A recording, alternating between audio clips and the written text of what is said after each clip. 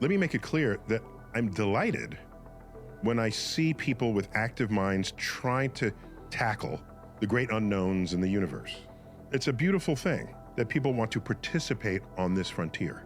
What can happen is, if you're a fan of a subject, let's say, a hobbyist, let's call it, it's possible to know enough about that subject to think you're right, but not enough about that subject to know that you're wrong. And so there's this sort of valley in there, a valley of false confidence.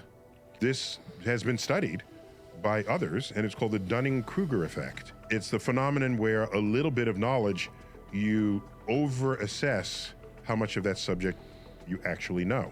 And then when you learn even more, you realize, no, I didn't know as much as I thought I did. So then there's a sort of a lull there. And then when you learn even more, you come back up. Ultimately, learning enough to know whether you were right or wrong.